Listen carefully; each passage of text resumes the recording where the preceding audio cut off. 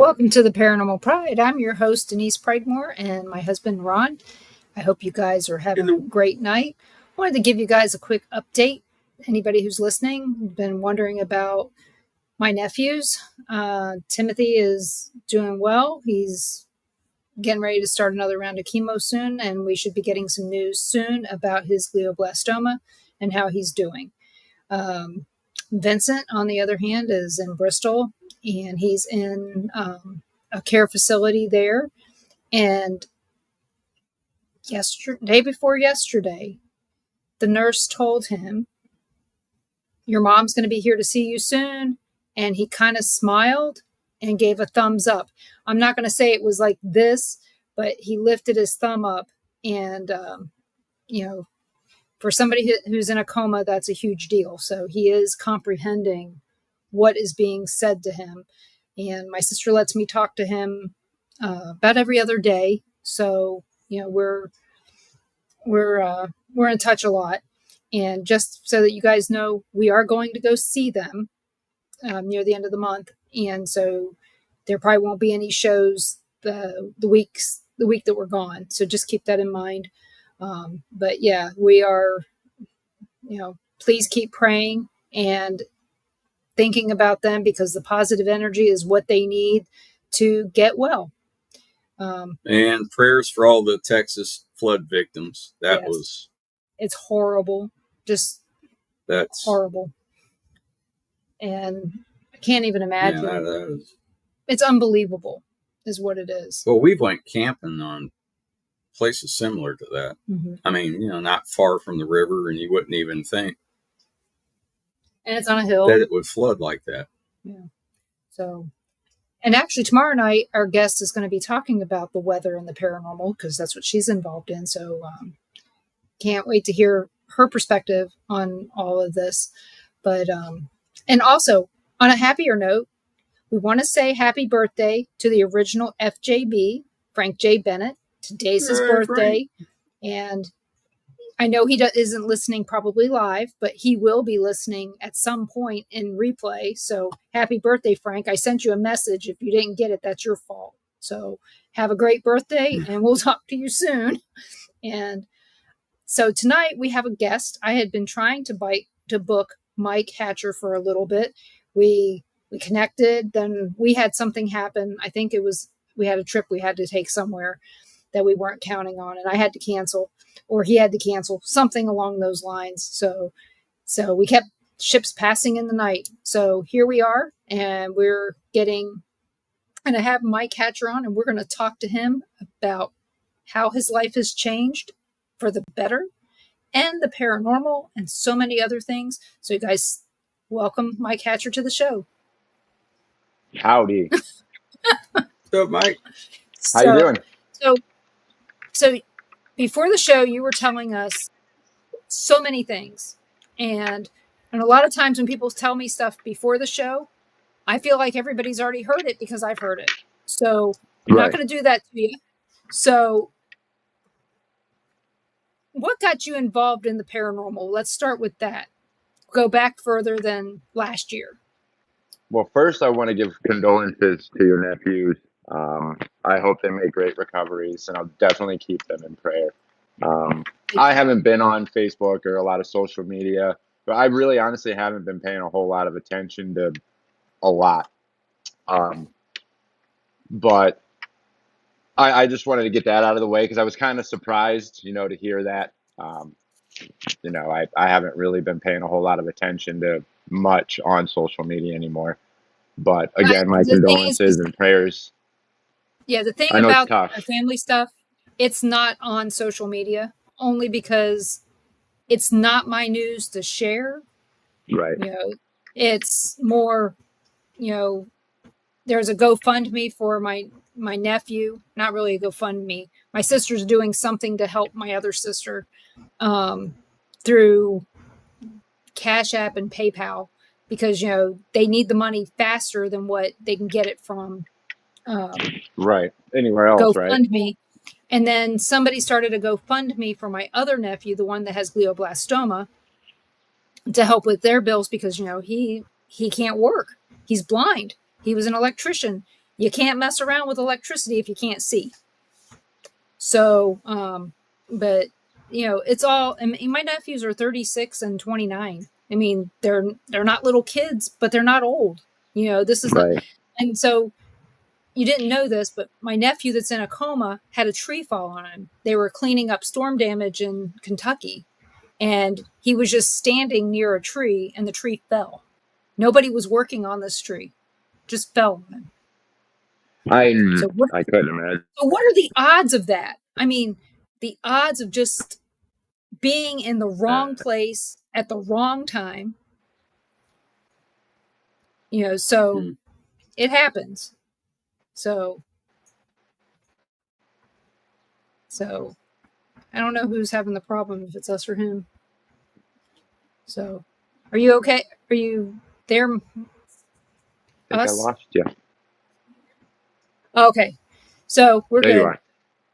So, but that's what's going on. It's nothing on social media, nothing for anybody to know about unless I say something about it. So, Right. But so what got you involved in the paranormal to start with? Didn't mean to strike a nerve. I am sorry. No, it's all good. So originally I decided, well, one of the first things that really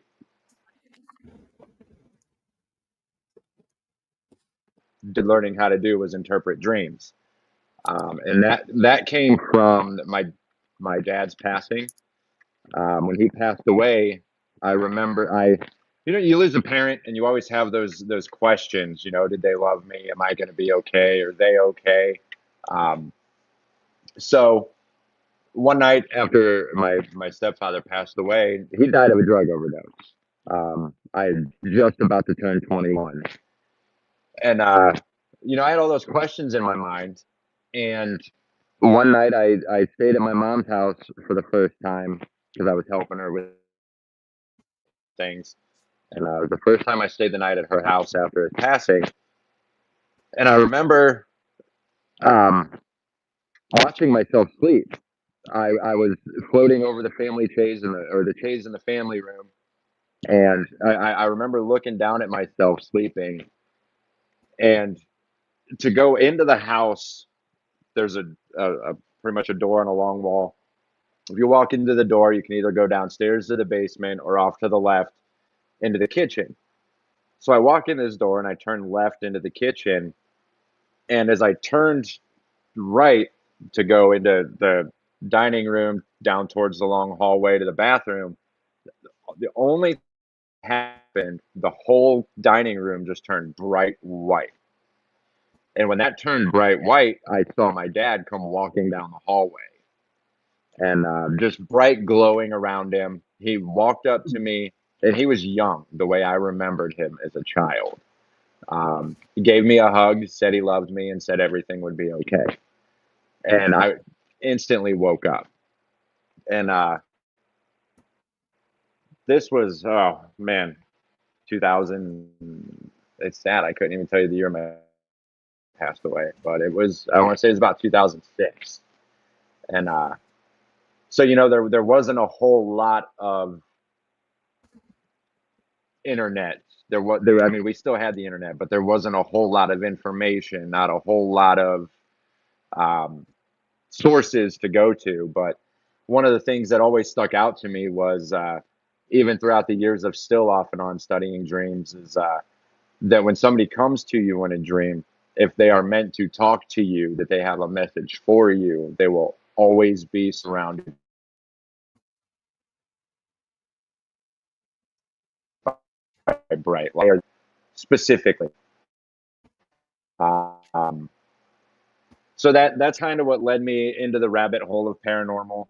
But what really led me into it deeper, let's just be honest, it was adventures. I'm not going to sit here and lie. I thought Ghost Adventures was cool. Thought I could do it, and then that led to other experiences. I've had many throughout my life, but the dream was really one that was telling me, something different is out there. Okay, and with that catalyst of, Zach Bagans and, Ghost Adventures, when did you start a team? Did you find other people like-minded? How did you go about getting involved in the paranormal?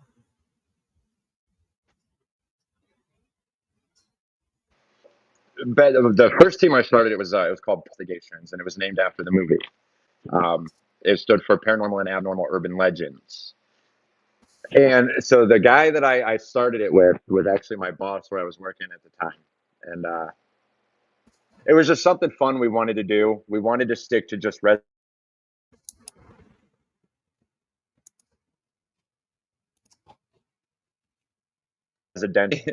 It's funny thinking about it now. Was when I had these ideas, essentially my goal was to market ourselves to real estate agents so that we could investigate homes for sale.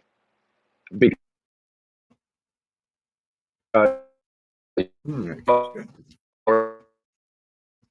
their life savings into a house and it's apart. There's dark forces. So that was my original goal in the paranormal, was to just say, hey, don't sell this house. It's demonic, Yeah. And I kind of drifted away from it after that for a while. And Dead Republic was the first team I got into after that, when John Ward approached me about filming it.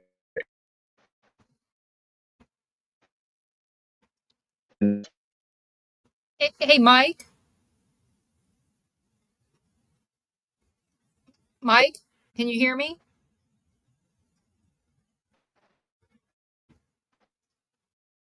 So, guys, I may have to reschedule this show because. Hey, Mike. Shut it down. Yeah. Can you go out and come back in and see if that works? Because it's like it's gotten worse. It's like you're dropping. Yeah, let me try that. Okay. Yeah. So it started off really good. Yeah. Well, even before the show, and it's just gotten worse. So, yeah, we're sorry, everybody. We know that sometimes technical difficulties happen, and technically there's not much more difficult than me sometimes, but yeah, I don't want you guys to have to go through that. So we're going to try to get Mike back here in a second. And in the meantime, make sure you guys join us tomorrow night at 6 p.m. Central for Paranormal Nation Radio Not So Normal. We're going to have on Natalie Kreider. We've had her on in the past on Paranormal Nation Radio.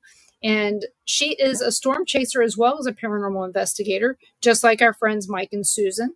So I'd like for you guys to come back and hear about that. She's said that some of the teams that she's working with are down in Texas right now. So maybe we'll hear a different perspective on all of it. Don't know, but we all know that whatever's going on down there, no matter what you've heard or seen, it's all horrible. So keep that in mind. But yeah, keep those people in your prayers. But it'll be interesting to talk to Natalie. When we had her on before, she lived in Topeka. I know this way Carl's going to remember who she is. She moved back to down south of St. Louis and got involved with the paranormal there some more. And she's a tarot card reader and a few other things. So there he is. We can try this again. Yeah, looks clearer already. I don't know. Okay. So I mean, as soon as I clicked out, it was weird. It started making some weird glitching noise. I mean, I did break my good phone, so I'm on an iPhone 11. So that could be it. It could be. But you know what? We'll try to finish the show. But if it starts glitching up again, we'll probably just have to reschedule you for another day, because I don't want. It's nothing is more annoying than trying to have somebody talk and then going. Bleh. Which is weird, because that doesn't happen to me very often. No, it doesn't usually happen. I was going to say, before the show, it started off perfect, and then it just got worse.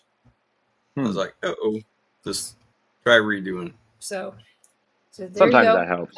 So yeah, you're good now. So you were talking about being on your second team. The first team was the one with that you got involved with your boss from a previous job, and then you got involved with a second team. So what was the second team?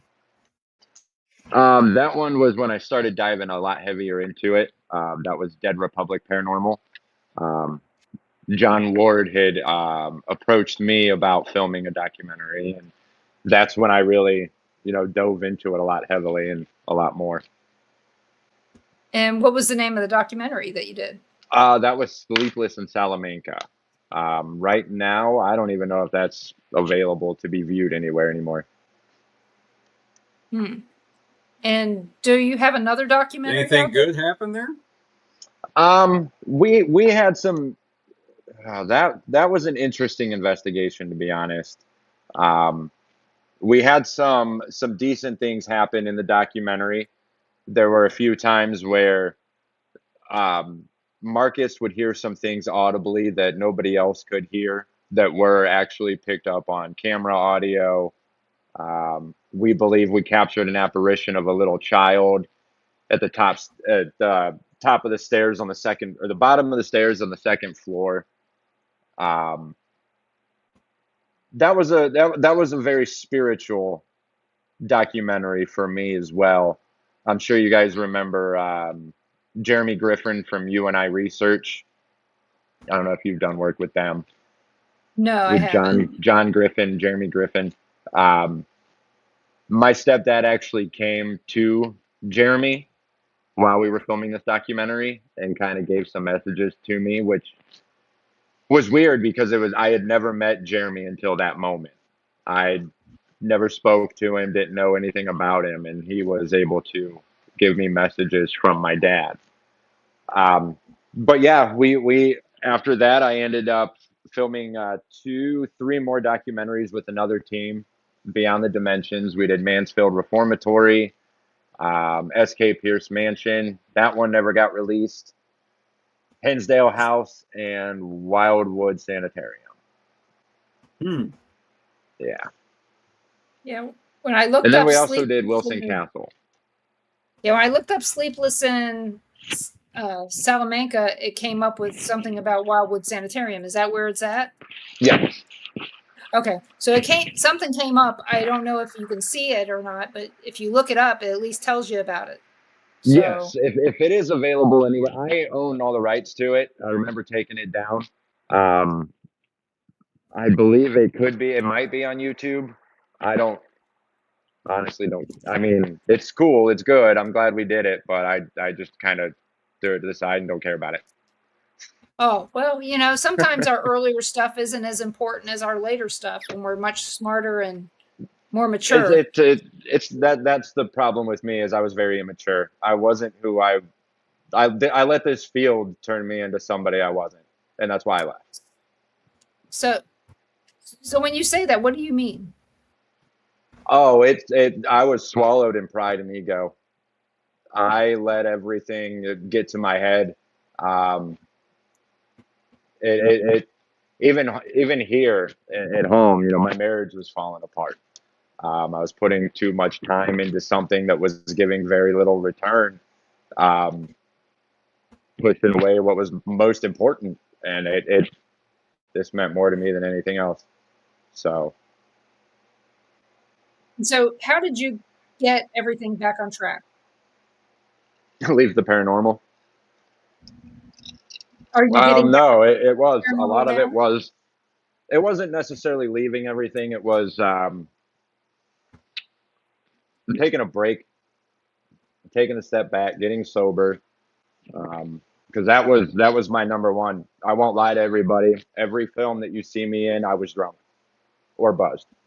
I couldn't film without having alcohol. That's kind of why I don't share a lot of my early work, is debunk it. I was buzzed or drunk. That was me. But that's I had to do a lot of self-reflecting. I had to let go of a lot of anger. I had to deal with my past. I had to cut off my mom, forgive it was a whole lot. It's been a whole process in the last 2 years. But it's been worth it to this point. That's the important part is, I mean, your marriage is good now, right? Mostly? It's still got its, I mean, ups and downs. You know, when I was younger, I was diagnosed as manic depressant, PTSD, bipolar, and so I've been living my life. You know, I refuse to take meds. I refuse to take pills for any of it, and I never have. But I started trying to really just deal with the depression because I learned to understand it. I learned to deal with it and just kind of live my life with it. But I ended up finding, like, I go to therapy now, which is something I swore I'd never do, but I'll tell you what, it's been worth it. So I go to therapy now, and I was diagnosed as BPD. He goes, "You don't have depression. You're borderline personality disorder," which is misdiagnosed in children. Children get diagnosed as depressed when really they could have something else. But that's what I was told for me. I'm not saying that's everybody. Right. So now I'm learning what that is and learning to understand it, which comes down to learning triggers, catching patterns, correcting them in the moment instead of letting them build. And that's very hard for somebody who has used alcohol as a crutch to handle these emotions for 25 years, you know? So trying to quit drinking and handle these new emotions and well, they're not new emotions, but I'm handling emotions that I've never dealt with sober. So I went into hiding for a while. I didn't care. Yeah. Well, you know, you got to do what you got to do. I mean, you're self-medicating for a reason. And at The least now you addiction. know what the reason is. Yeah. It was the addiction. I watched my stepfather pass away from opioid overdose, and I swore that was something I would never do. The first time I was diagnosed as manic depressant, I was on meds, and when I noticed I began abusing those, I quit. When I moved to Pittsburgh, I lived in Pittsburgh for school, and that brought out the worst in me. It brings out the worst in everybody. Pittsburgh is a horrible place. It was a very, I'm sorry. very bad place. Being from Baltimore, we have an instant hate of Pittsburgh. I'm just saying. It's just Yeah. Baltimore, Pittsburgh, never good. But it did. I formed a very small opioid. I can't say very small. Any addiction is big. I did have an opioid addiction when I lived in Pittsburgh. That was something I was able to kick very easily. I don't know how I did that one. I just did. But the drinking's been it's been tougher. It's definitely been tougher. It's made me notice who I've been, who I really want to be. And I think that's why I'm getting a lot back into the paranormal now is I want to go back to who I was when I first got into it, even with Dead Republic. Yeah. When Dead Republic first put out our first documentary, you know, I was out helping people film. I was giving people film rights and my documentary ideas. And I mean, I kind of called them out for it there in the end. And, you know, because I felt like I wasn't getting anything else in return. But after a lot of reflection, I realized that just mere jealousy, you know, there's nothing else I can say about it. But now I after the documentary, you know, I was nominated, you know, for the Higgy Pop Awards, whatever, as a mentor in the field. You know, I've been a mentor. I've helped people. I want to go back to that. I want to be, you know, that person again. And it's definitely made me read people better and know who I don't want to work with and won't work with. Not saying I won't forgive anybody. I don't care if they forgive me, but I've just been able to read a lot of people better. Well, I feel like there I'm are some rambling. people. Sorry. No, I mean, you're right. There are some people in the field and that do take advantage of Abuse the and situation. yeah. Yeah. and I've seen it. And I'll tell you, there have been times where we were treated like crap. Well, I was treated like crap because I was on Ghost Adventures. So was he. Nobody treated him bad, but because I got to be seen and talked to, you know, they treated me badly. Not only did they treat me badly, some people tried to use us to do stuff. And it's like, you can't do that. And of course, we knew we could read people, but there are people out there that will take advantage of you. And if they knew that what your weakness was, they would draw on it. More than likely, you probably had people that tried to keep you buzzed or worse at any given time.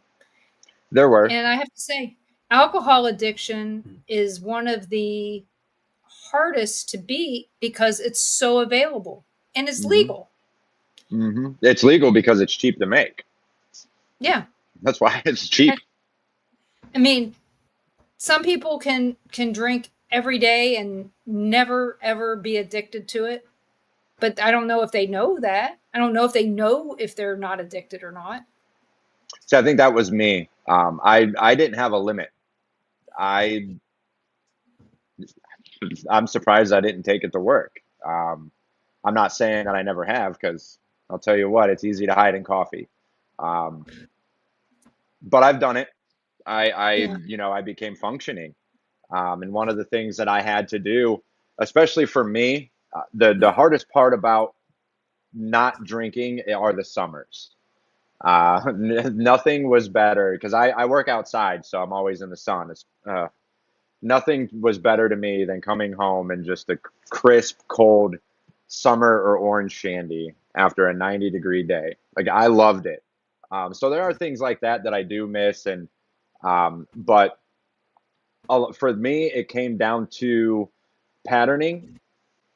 One of the things about me that is my toxic trait, and I tell my wife this because she hates it. I bounce from job to job a lot because I hate monotony. I hate monotonous crap. So if any job that I have to have multiple ways to get there. I cannot drive the same route every day, or I will hang myself. So I had to learn to find different ways around that did not pass me by a grocery store or a gas station. Even if that meant taking a half-hour, 40-minute drive home, that would only be 10 minutes.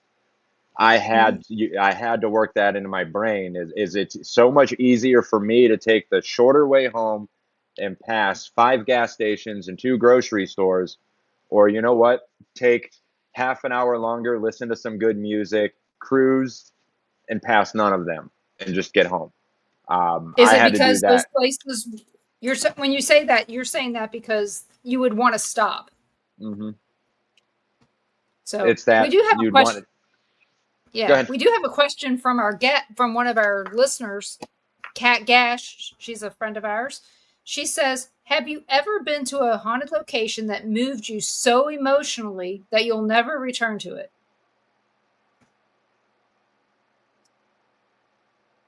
Emotionally, that I won't return. Or fearfully, made you fear for your life, made you question everything. Whatever. I mean, there specific location, no. But I will say, one of the ones that really got me, and I really have yet to determine if it's actual or not, but it's the upstairs to the entire upstairs. Excuse me. The entire upstairs of the Monroe house. Okay. I don't know what it is about that. I actually had an attachment from the main spirit in the blue room in the back of the house for the longest time. Now the upstairs, there are what seem to be children, but to me, I don't feel children. I never have. So in the field, when I was heavily in it, I was known as the protector. I have had multiple children spirits come to me. I actually have 2 of them attached to me that don't leave my house. Well, I can't say they don't leave my house. I'm sure they do. I can't control them. But I do have spirits here that come and go. 2 that are the most distinct. One, I cannot get her name, and the other one is Emily. I'm sure you've heard a lot about Emily. But We've because never of been to the the house. Uh-uh. Yeah, we've never been Emily, there, and I've never Emily's a spirit interviewed attached to anybody me. there. Oh, really? Mhm. But so the upstairs is I hear children. I'm told they're children. But I don't feel that they're children, and because that I am a protector of children in I guess the spirit, whatever they call it. I have to protect myself in that upstairs so that they do not attach themselves to me. So last time I was there, funny story, I was the only one in the house. Everybody left me, and I had to use the bathroom really bad. And it was the only bathroom upstairs. So I had to drive around town to find an open bathroom because all the stores, this was around COVID too, all the Mhm. stores were closed. I could not Mm. find a place to go to the bathroom. That's how much I will not go to the upstairs of Monroe House by myself. I'll tell you, during the COVID time, we were concerned about those kinds of things too, about where would we go if we had to go when everything Right. was closed. Mm. So we get that part. So, and Kat said that she calls the spirits that come and go from her house transients. So she's got some as well. So I don't know what I'd call mine. Mine could be hitchhike. I have so many mirrors. As you can see, I got like all that one, that one. That one's got a Ouija board behind it. That one. okay. This one, I cannot tell you what it. I could tell you it was made out of coal. I can't remember what location it's from, but I actually don't think I can even say. Yeah, because that was a big legal issue. Oh. Yeah. But yeah, I have mirrors all over. I make scrying mirrors, charge them. Yeah. It's always interesting to hear what other people kind of collect. So you apparently you collect mirrors or you make scrying mirrors. So do you collect any other paranormal type stuff? I did for a while. I got rid of a lot of my dolls. I mean, I can let's just do this. Let me see. Where's my phone charging? 70%. Cool. Yeah, you're I'll probably jump good. on it. I have quite a little bit around. I downsized a lot of my stuff. Don't mind us. We're doing housework. But I can just show you a little bit. Not a lot of it I would say is paranormal. I collect items, antiques, objects. Like this, for instance, I found this in the house we lived in prior. That is Oswald Rabbit. Yes, I I don't know if remember that. anybody, he's who inspired Mickey Mouse. He was one of the first Disney cartoons. What's funny about it is it was actually made in my hometown. Not my hometown, but right next door to us. Now, of course, a lot of family stuff I collect. My grandparents, I have their diplomas. This is more family stuff, of course. TB needles with real blood on them. Oh, Some of this stuff I do, like this lamp, this one here, this lamp, that lamp over there, that white one that you see, mm-hmm. this chair, these came in this picture. These actually came from, there used to be a haunted location out here in this area. It was called Farnham Manor. They closed and they got bought out. The whole Bill property got bought out, but it's owned by a construction company now. And when they closed down, I went to school with the guy whose parents were running it. And when they lost the keys to the property, property, he pretty much said, hey, come bring your truck. Whatever you fit in it, you can have. Yeah, I got some stuff from that property. And of course, this is just some minor little stuff that I've collected. That's Emily. I was just talking about her a little bit ago. This is her stuff. She's not attached to the doll. She is not the doll. The doll is in resemblance of her because Emily does have blonde hair and blue eyes. I've been trying to find a doll maker that can actually create the clothes that I've seen. I've seen Emily with my eyes, so I know what she's wearing, and I would love to just create this doll. Let's see, what else? I just random stuff. Enema needle. The enema needle. Oh, that looks like fun. I don't. Yeah, I collect random stuff. It's don't carry that in your car. That's when you get pulled over by the police. Oh, I don't. Word of advice. Yeah, I travel. I flew to LAX. I flew into LAX with a suitcase full of coffee. Trust me, that was the worst experience of my life. Oh, I bet. Of my life. Because they were looking for cocaine. Talk about getting searched. Mm-hmm. Oh yeah. Oh yeah. Worst mistake. Never fly at LAX with coffee. No, mail it. You're better off. Thankfully, I didn't get strip searched, but they kept telling me that my bags were setting off the explosive alarm. How? Beyond me. But I think sometimes they push it out of their ass, and they because tell them it was a laxative. Yeah. It's not coffee. It's not coffee. It's a laxative. But I actually do have this, and if I don't know if any of your viewers, you're an intuitive. This is. I'll show this. She is covered right now, and there's a reason she's covered, and she's in a glass case. Now, I'm not going to say she's demonic. I'm not going to say she's anything evil. I just don't have enough answers. This is the one that refuses to tell me her name. I don't. My wife doesn't like it, and we actually believe she's part of the problem in our marriage because when I covered her up, a lot of the issues stopped. When I uncovered her, a lot of the issues started up again, and now she's covered. And we've been kind of better. So where'd you get it? Our anniversary trip 4 years ago, I found her at an antique store in Gatlinburg. That's the problem.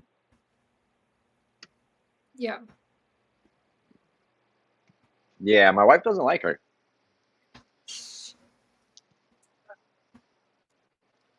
So yeah, she stays covered just for my wife's sake. Not only that, I think you need to cover the whole thing, and you need to get rid of her. Somebody told me plastic, not glass. Hey, Renee. Hey, Renee. I say what you probably need to do. Well, I think her name is Anna. Just saying, let me know. I can't. She won't tell me. She might if you say the right name. That's possible. That's true. But the other thing is if you keep encouraging her, you're going to ruin your marriage. So I'd say that you need to do something to, like Kat says, Gatlinburg was a huge area of spiritual activity because of the Civil War. But Gatlinburg has got all kinds of weird shit going on there. I mean, you got all this Christian stuff, and then you've got sex shops right behind, it's all Christian here. Back here, there's a sex shop. So, it's weird. Which is weirdly popping up everywhere. Mm-hmm. It's gross. It's everywhere. Mm-hmm. And that's not what you would think about when you're in Gatlinburg. You think family friendly and everything else. And I don't know. It's just kind of weird. What's the most ironic about it is we had gone to, probably about 3 or 4 other antique stores prior to this one. And I like to walk around, maybe feel the energy, see what attracts me. But this instantly, as soon as I walked in those doors, I followed it up to the third. This was a 3-floor antique mall. Mhm. I followed it all the way up three flights. Was it that one that looks like a big barn? Yes. Because if I could still find her card, they wanted me to investigate it. I know I know somebody who lives in the area, Nick White, and he could probably give us a lot of information about that. Huh. Yeah, I'm because supposed to have him on. it's like a slate gray barn. Mm-hmm.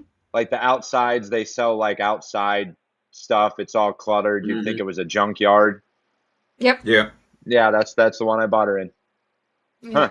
It just kind of, I mean, it's strange because, I mean, because it was right down the road, there's a vacant house that it's a big white house. I remember driving by it, and my wife and I looked it up, and I was like, man, I'd love to get into that house.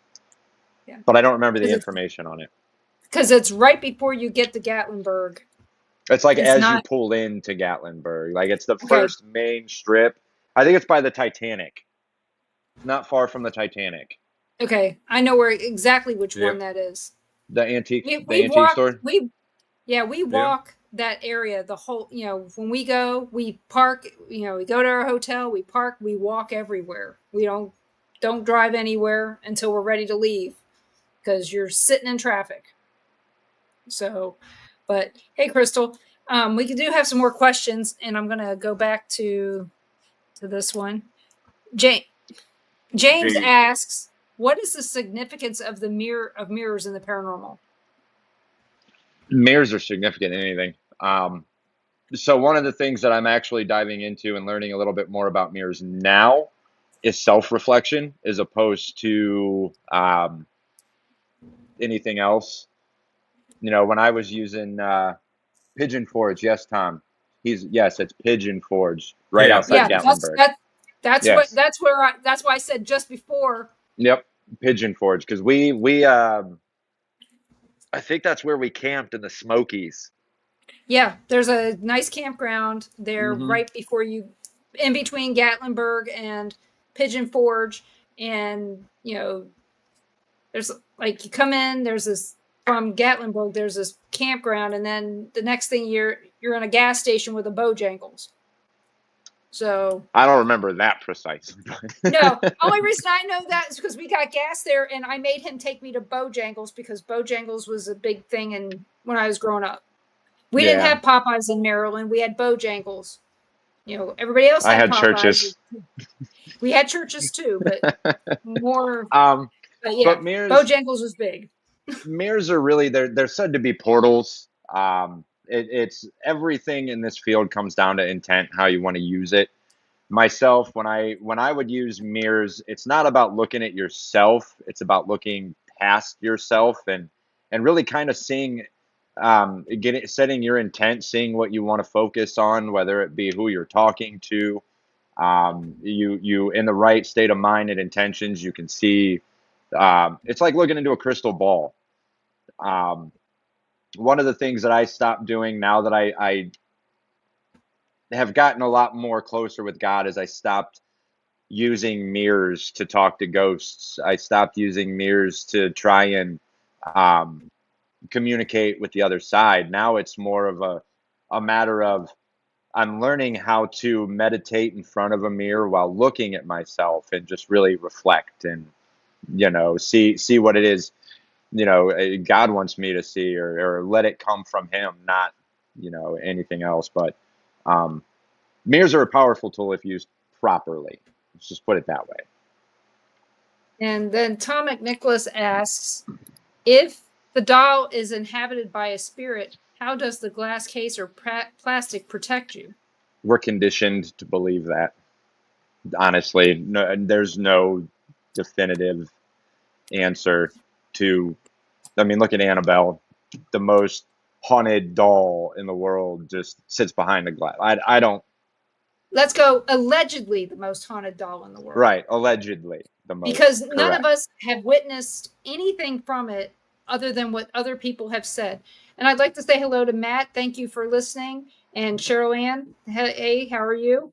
And grateful that you're all here. You guys have any questions for the guests, please ask. But yeah, the Annabelle story is a legend. It's everything. It comes down to intent. The more you put your thought and your emotions into it, it's what you believe of it.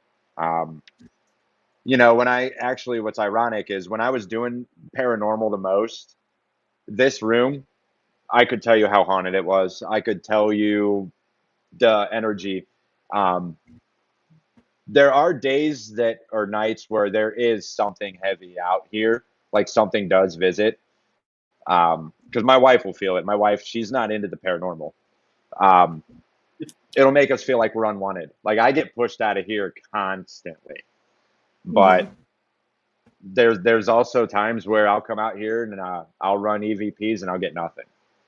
I've stopped putting so much energy into talking to them and doing what I did that it kind of disappeared. I didn't put any thought into it for the longest time, and now it's just kind of gone.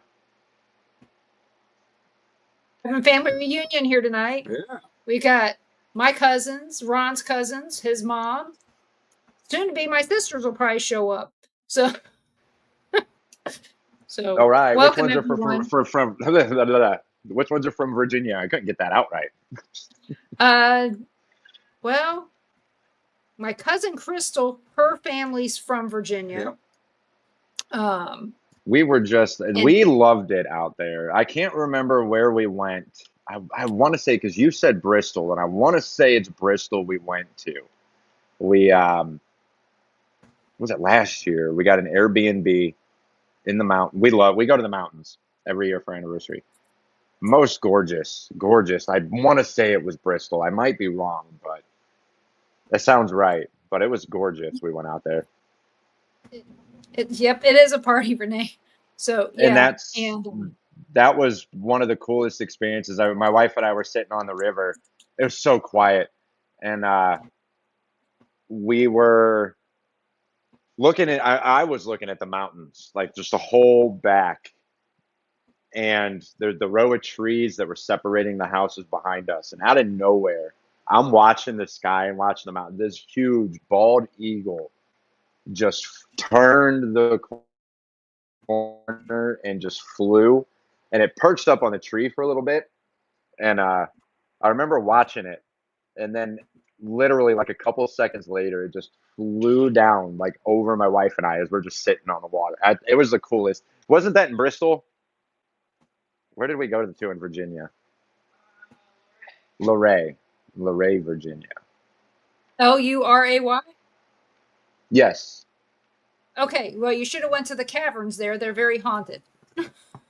I don't try and mix. See, my wife, I love my wife, but when we go on vacation, she tries to book haunted things for us to go and do too. And I'm just like, no, this is like when we just went to West Virginia, she wanted to do a tour of Trans-Allegheny. Yeah. And I'm like, that's not what I want to do for my anniversary.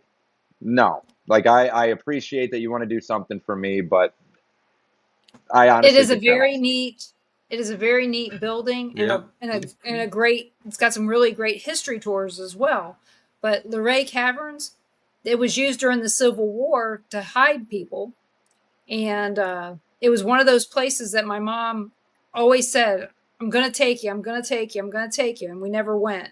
So it's one of those places that, growing up in the 70s, everybody took their kids to just about.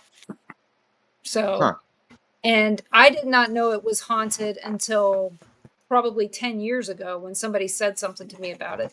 But again, I've never been there, so I don't know for sure that it is.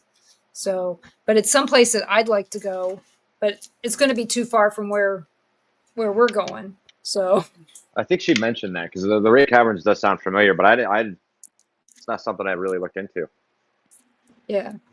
So, Kat says Trans-Allegheny is absolutely a haunted location, but for those that go, please have respect.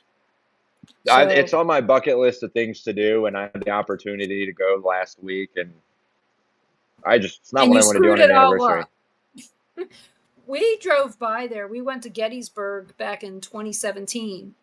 And we were driving down to Eastern Kentucky, and we're driving through, and there's a sign that says Trans-Allegheny Lunatic Asylum this way. And so And I said, "Oh, we got to stop." Yep. So we drove back there, and we got in there, and there was no tour until 4:00, and we couldn't wait that long, so we had to leave. But we found out that it was their only timings were weird. It was, if we had come through later and didn't have to be someplace, we probably would have stayed and did an evening tour, but it just wasn't going to happen, So now we got to find time to get back up that way, because back then when we did that, we lived in Kansas and we went to Eastern Kentucky a lot. And I haven't been back to Eastern Kentucky since 2017. Mm-hmm. Right, so we'll be out that way in 2 weeks, taking the kids to Jellystone. Oh, where's that at? Oh, I don't know what part of Kentucky. My wife knows those details. I don't. I just tell her what to book and where to go, and I give her the ideas and she books it. Me too. And that's the thing. I don't remember where it is. But yeah, my family's in Pikeville, Kentucky. So Pikeville. Yeah. That's really strange, because I think mine is too. The Hatfields and McCoys area. I don't know. What'd you get at the Hinsdale house? The Hinsdale house. Oh, that was a spiritual. That was a very, very spiritual investigation. That went when we filmed there. That went from just a normal documentary filming to I do believe that one's actually available on YouTube. Hinsdale house. If not, I know Mansfield Reformatory is, but Hinsdale house, that's great. That went from a normal paranormal investigative documentary to a full-blown spiritual warfare between myself and whatever was on that property at the time. So many things were happening all at once in that location. We were all being affected in one way or another, Jason, Ashley, and myself, along with other members of UNI research. But yeah, I remember there was one point we were there, we were filming in the living room, and you just heard knocks from all different parts of the house outside. And we're out in snow. It's snow. So John and I, we go out there. There's no footprints. There's nothing around, not even deer. There's nothing. It became more of, like I said, this spiritual, draining energy, to the point that the next day we went to film Wildwood Sanitarium, and we had absolutely nothing happen because of how Wildwood Sanitarium is, and how, in my belief, I have a lot of connection with Wildwood because that's where I always go. I've been there so many times.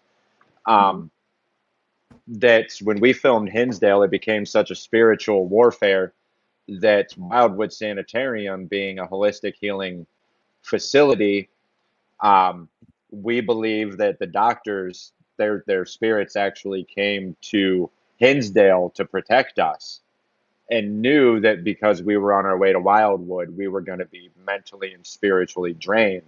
So they let us rest. They left us alone. In all the footage, we had not even one EVP, to the point it never got released. So it's weird how those locations work. Especially the Hinsdale and Wildwood, I believe they're somehow connected, that a lot of people don't know or don't investigate into enough.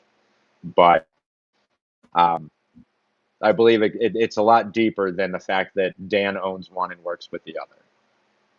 Yeah, I know it's much more than that. In fact, Dan is going to be coming on the show in August, most likely. So I love Dan. Yeah, he's a good guy. Mhm. We met him in Alton, Illinois, but a friend of ours, Don't Coyote let his Chris sarcasm Sutton. get to you too much. You don't know me yet, do Dan's you? sarcasms. I tell everybody my first language is Yeah, we've had him sarcasm. on. My second language is English, so it's hard to get past. But no, our friend Coyote Chris went there, and he went to go into the house and was drawn to the woods. Hinsdale, yeah. And then another guy, Brett Yamabuchi, he went there as well and lost time while he was in the woods. Him and somebody else was, timing them, and they said that their equipment only said that they were gone for 45 minutes, but the clocks said that they were gone for more than 2 hours. So something was wrong somewhere, and he was with Chuck Banks, and I believe Chuck Banks 100% that they didn't do anything they didn't change their, you can't change the time on electronic watches. I mean, at least not by the minutes. You can by changing the time zone, but you can't change it by minutes. So it's kind of weird. But yeah, it's a really interesting. There you go. Tom McNicholas says the pond at Hinsdale is super creepy at night. That's because that's where they found all the graves. And then Tom also says he felt the same thing about the two places. Yeah, Hinsdale and Wildwood. I believe there's a lot more. In my honesty, there's a documentary I would love to film that I put on the back burner. I really put on hold because it will literally or could potentially destroy a lot of a specific location. Then You not really want gotta to say it. no, you just gotta be smart and think outside the box on. So I'm a big conspiracy theorist. I won't lie. What is going on right now? This isn't the first time it's happened. COVID's not the first time this happened. You see what was happening with COVID, where hospitals were making money for diagnosing COVID. Yeah. Same thing happened with Everything. tuberculosis. Exactly. Now look at a specific location and what they promote happened there. None of that could be accurate if it's coming from a holistic healing center, because holistic healing centers never would have used or done lobotomies, never would have used electric battery baths. They weren't forced to stay open like a lot of people believe. They went in it for the money from the government. And that's what about 90% of these TB hospitals did. It was money. Oh, yeah. It was a cash grab. Yeah. And that's, again, another one of those things that people don't want to believe because we're conditioned Well, to believe everybody was treated horribly. Yeah, we were talking about that the other day. We said, how long did they do this electric shock therapy that never worked? But how many years did they continue to do it? It had to have been for money. I said that they should have stopped. Well, it wasn't just that. They just kept going. You did have some of these holistic centers that were doing stuff, as in the Crescent Hotel in Eureka Springs. They were. I'm not saying every doctor's innocent. But that doctor. Oh no! Yeah, the doctor was. This doctor was he wasn't a doctor. Job. He wasn't. Brown wasn't even a doctor. But he was taking people's money, telling them that he was going to make them well with the water. Right. Because if you look up what other things.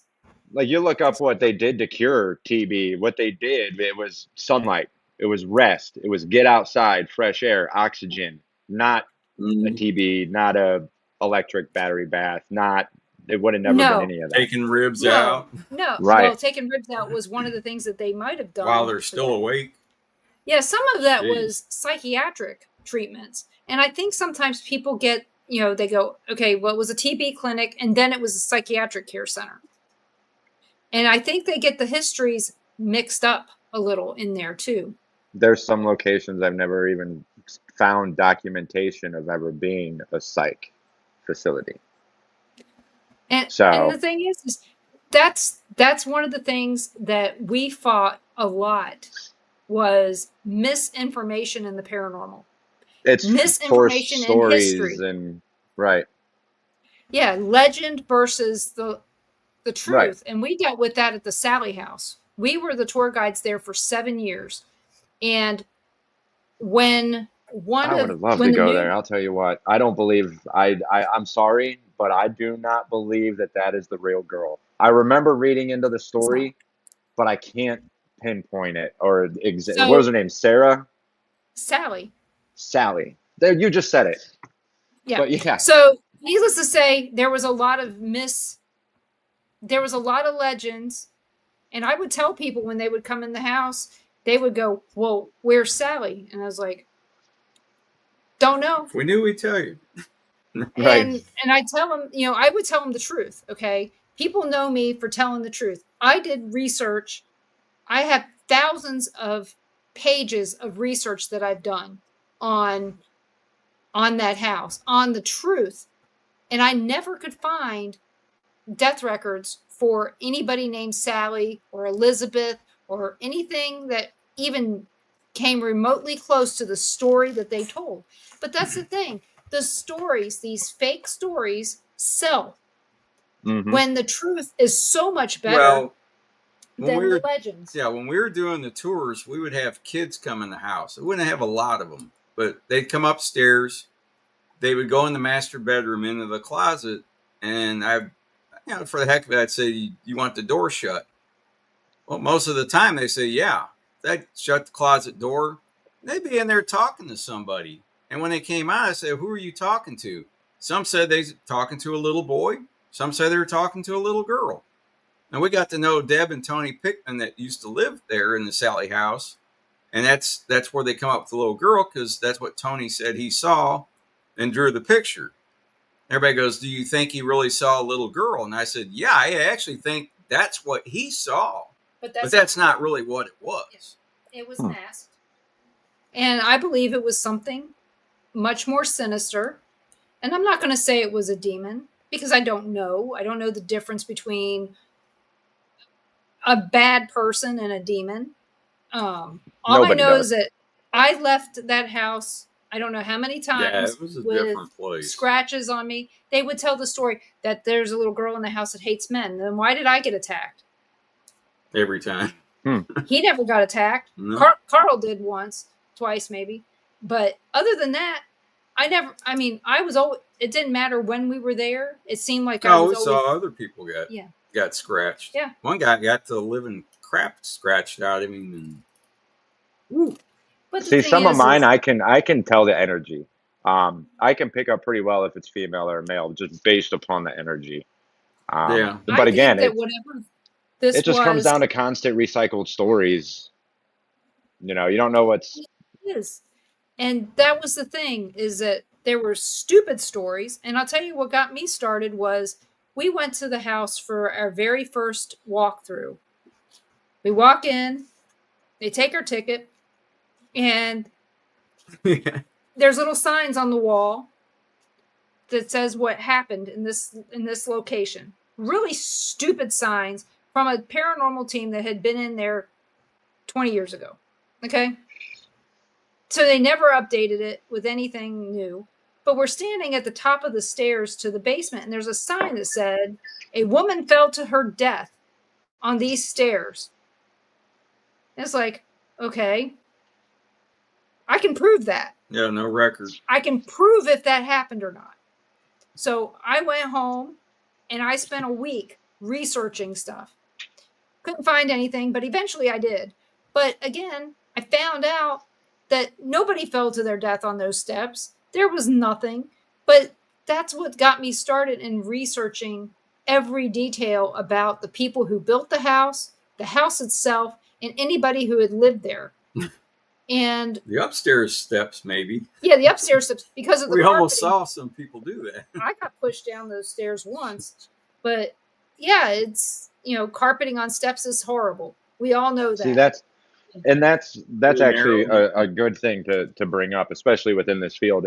It doesn't. I want to let people know that it doesn't just happen in the paranormal field. It happens with people in everyday lives that don't even understand the paranormal or know what it is. Mm-hmm. One of the last investigations I did was actually a residential in Columbus, Ohio. And I can't tell a lot of details because it was actually it was an open investigation. So I got a couple good friends together and we went down to this location. We had been reached out. We had been getting stories left and right from people about, what was happening, what was going on. One of the tenants in this apartment ended up having to leave, going on psychiatric evaluation, having to take meds, having to do this, we had to pretty much beg him to help us. He did eventually come to the property, but we did this investigation, and they're going on with these. They're talking about hearing all these noises, hearing things. This kid's mental health's deteriorating, and hearing all the stories. Like I said, I can't tell much about it. Just it was an investigation. I don't know if it is anymore, but I left the next morning. I told the team to pack up. I was like, we don't need to be here. I did a solo in the main area of the house that had the haunting where the incident happened. I got absolutely nothing. We were getting 0 EVPs. We were getting nothing. And so what I did is that morning when I made the decision, I went outside and I was actually drinking my coffee on the front porch, which is something I don't normally do. And I'm drinking my coffee and I'm looking around at the neighborhood and I'm recollecting what the owner of this property is telling me and recollecting what other guys telling me about his mental health. And the area is a shithole. It's run down. It's depressed. It's full of depression. You got the owner of the property telling other tenants what happened in the property. And these are your friends that you're renting to, who's going and telling other friends, going and telling other friends. And you're wondering why this property is not being rented out. You're wondering why your tenants are moving. I was like, we don't need to be here. This isn't haunted. Stop talking about the issue. Open some windows. Let some light in. This is a very depressed area. I left. Paint it and spray some lilac spray and everything will be great. Right. Stop telling the story about what happened and your property will be fine because there's nothing here. So just a little quick story on how it does happen. Yeah, we had one of our friends, she's a real estate agent, and she's paranormal. She is an intuitive. So she's involved in the paranormal. She sent me a message one day and said, I don't know what to do. I got to get this house sold and I got to get it sold quick. She goes, but I think it's haunted. I said, you know what? Won't hurt. Go in there and say the Lord's Prayer, spray some lilac spray and say whatever's in here that's negative, you need to get out and you need to get out now. And I said, you'll sell your house in 3 days. She sold the house in 3 days. That's always good. She now does that in every empty house. And that would tell me that that from what I've been learning a lot, especially with getting a lot closer with my relationship with Christ. She's living a good path. I can tell you that. That is one of the reasons why I really took a step back from paranormal and did a whole lot of reflecting is the Lord says, don't do his work when you're full of sin. I'm out there telling people I'm saving ghosts, I'm freeing ghosts, I'm getting rid of demons while I'm, an alcoholic, while I'm doing terrible things. Right. And that doesn't make me a man of God. That doesn't make my word anything. That God's not listening to me if I'm out there trying to get rid of these spirits while I myself am full of sin and judgment. And God tells you not to do that. Are you allowed to be a paranormal investigator and be a Christian, believe in God? Absolutely. Are you allowed to be an exorcist or a demonologist in this field and believe in God? Absolutely. But if you are doing it full of sin, judgment, He's not listening. If you're doing it for your own glory and not the glory of God, and for money, and that's why I left. It for the wrong reason. That's why I left.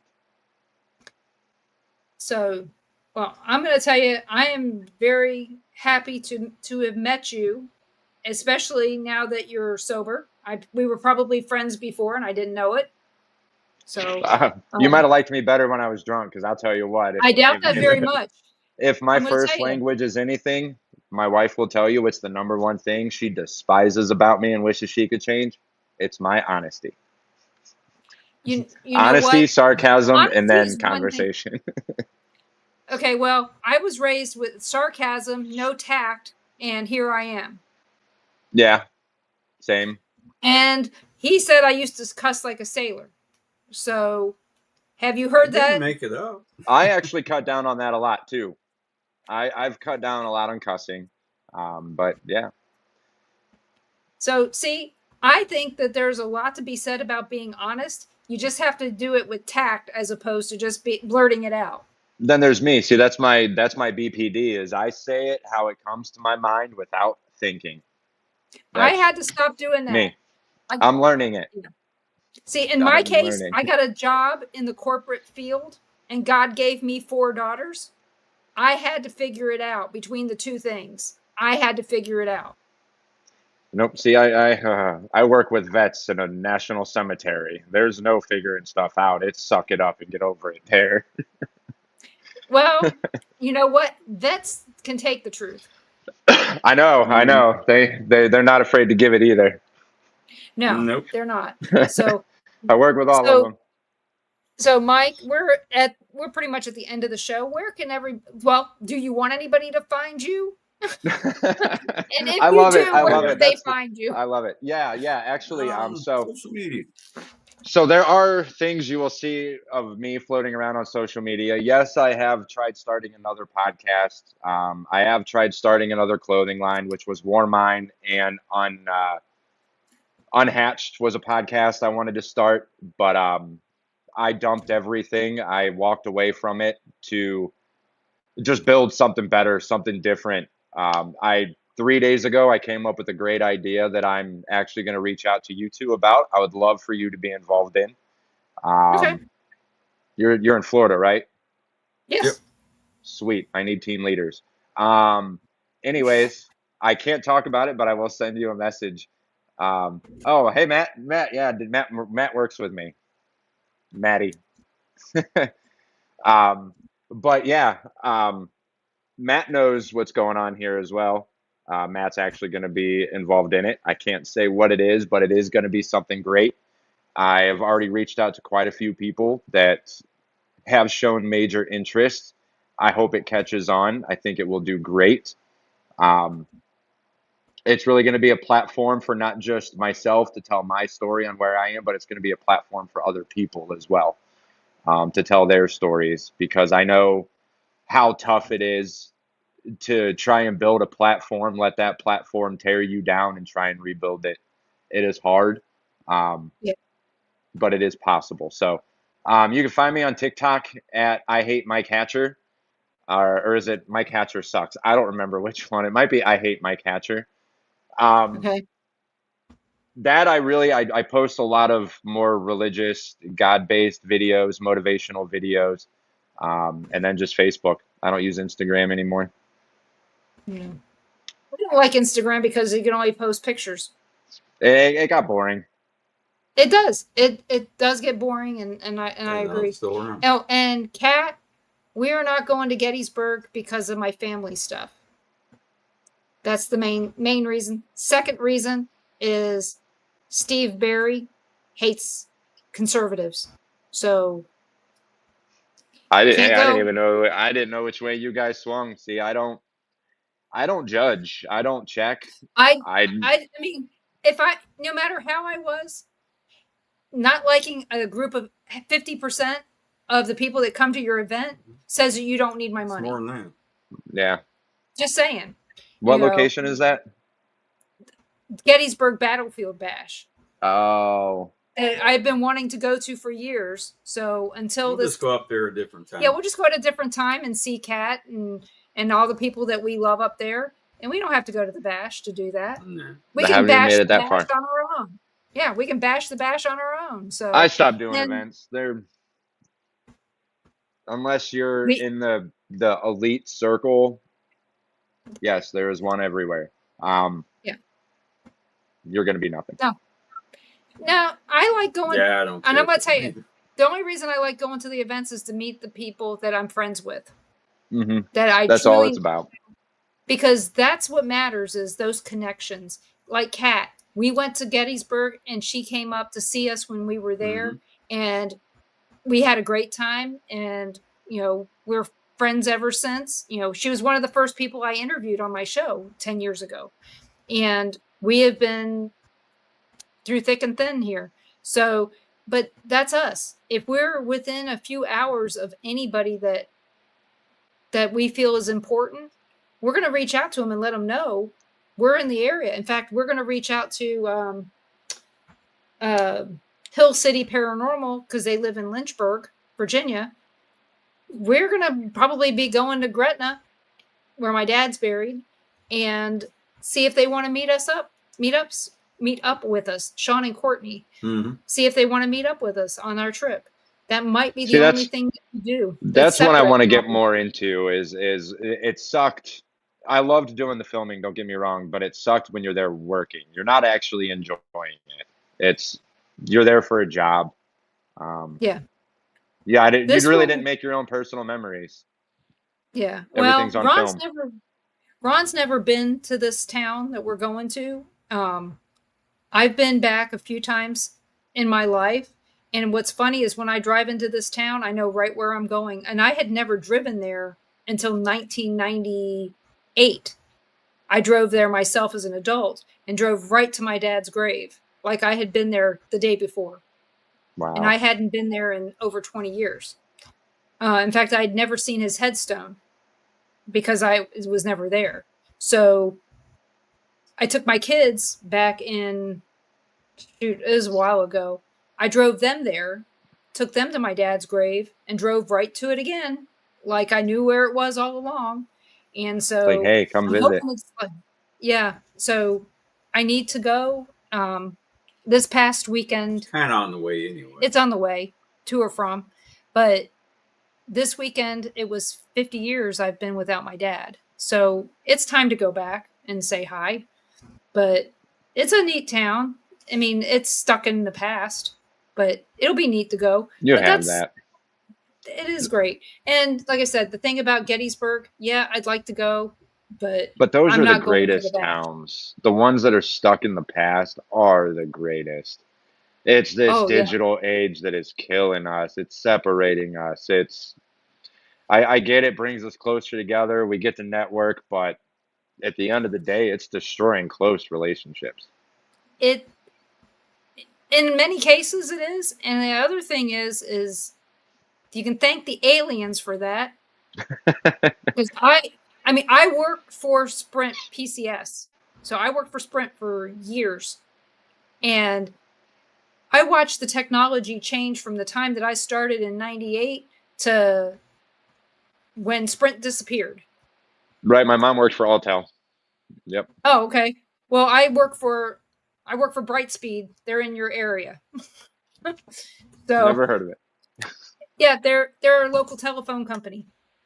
So really, yeah. We'll talk about that later. I'd like to go back into getting a landline. Get a landline. We don't. You know what? We don't even. We bought a new house. Our previous house had telephone jacks in every room. Okay. We had to have them put in because they would only put them in like 3 rooms. We had them put in every room. In this house, there's one, and it's in the dining room. Of all places, why would you put it in the dining room? So people can call. Who said it was a dining room? They did. It's not. It's a storage room. Right now it's a storage room. We can't even get to the phone jack. But I don't even know which company I would call. Well, I guess our living room's a storage room. Every room's a storage room. Baby. I love you. So, she doesn't want to look at the camera anymore. That kid over there. Well, she's very pretty from her hair. And you guys are going to love Mammoth Cave.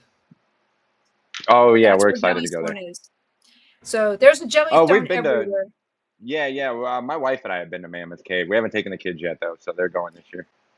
I I've loved heard it. some stories. I've heard some stories about that place being haunted as well. Mammoth Cave?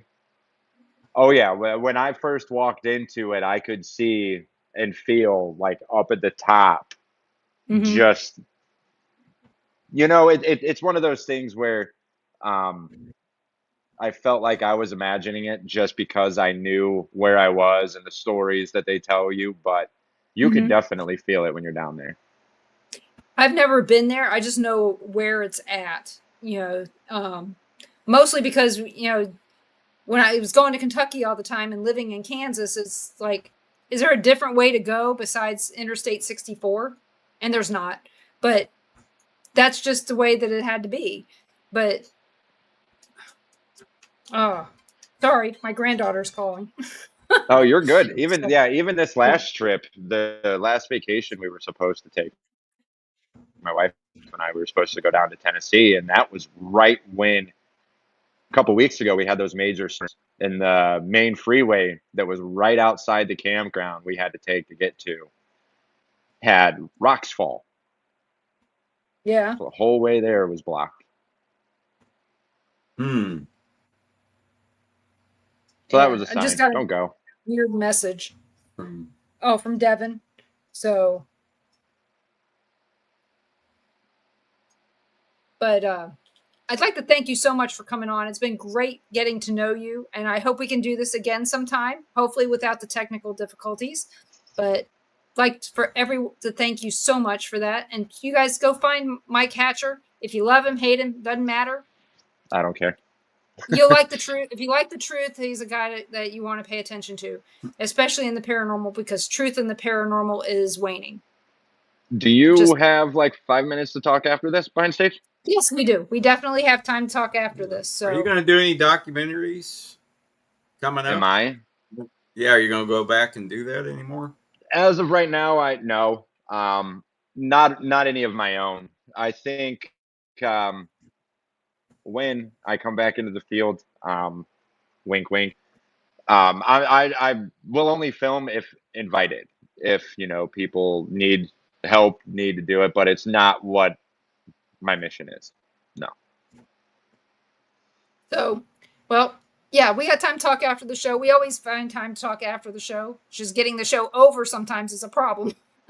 Sorry. So, it's not your fault. It's mine. Oh, no, I know. I used to do it too. With grandchildren. Yeah, you're looking at your... Which is funny because I as we're getting ready to close, I went back into my memory bank and actually did pull out a location that scared the crap out of me, but actually wasn't a haunted location. What was that?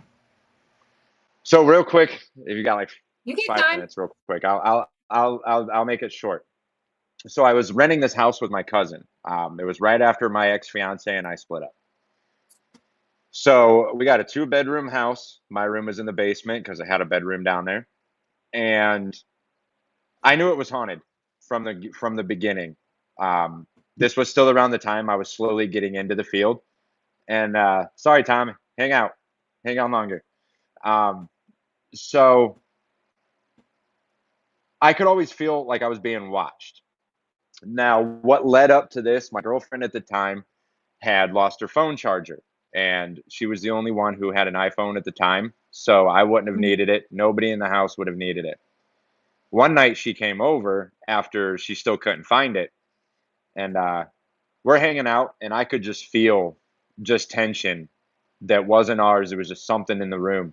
So I started running EVPs, captured a couple voices. One said cigarette, which was really weird because at that same time, my girlfriend at the time asked me for a cigarette. So when we were listening to these, I go upstairs to smoke and she follows me. And as we're at the top of the stairs, she yells down and goes, "If you have my iPhone charger, I want it back."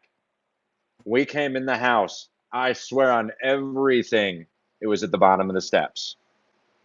So this same house, my cousins randomly just left. Didn't even tell me they were leaving. Left everything. Mm. So I knew I knew they planned on it, but they didn't tell me when. They said, we plan on moving. It could be a couple weeks. It could be whatever. I woke up one day, they were gone. I Mm. got a text saying, we're moved. We took what we could. Whatever's in the house, you can keep, you can have, whatever. And I couldn't afford this property on my own. So my girlfriend and I got an apartment together. And at the time, I'm driving a 90, I don't even remember, 97 Volkswagen Passat or some crap, 98. And I got all my stuff packed and 2 trips took to the new apartment. I came back and I go, all right, I'm going to go one more walkthrough, see what I can fit in my car that I might need. Just make one more walkthrough. And it's getting dark at this time. So I go to walk into that door. I was hit with such a blast of hot heat. I left the door wide open.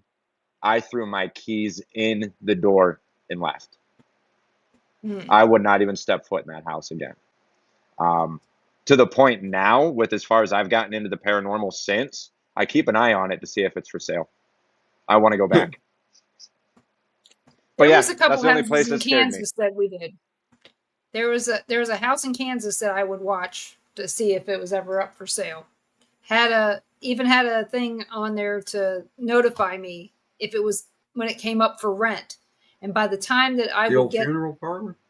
No, the old Paola axe murder. Oh house. yeah, that one. Yeah. And every time it came up for rent, somebody would, they'd have to fix everything, and then it'd be up for rent, and somebody would rent it because they'd rent it For cheap. a little bit, and they'd be out. Yep. So it was weird. So, but got it. I understand that. I've seen houses where people have left everything, and it makes you wonder why they would. So, but thank you for that story, and thank you for going back and answering that question.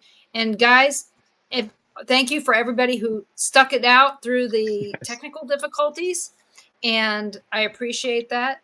So hopefully on replay we'll get some more questions for you, but we'll let you know. Join us here every Monday night at 7 p.m. Central for the Paranormal Pride, and you can catch us on the Bill of Rights Network, Temple of Phoenix Rising Entertainment, Things Network, the Paranormal Pride Facebook and YouTube pages, and the Denise Pridemore LinkedIn. Join us every Tuesday night with Carl, Ron, and myself on Paranormal Nation Radio Not So Normal at 6 p.m.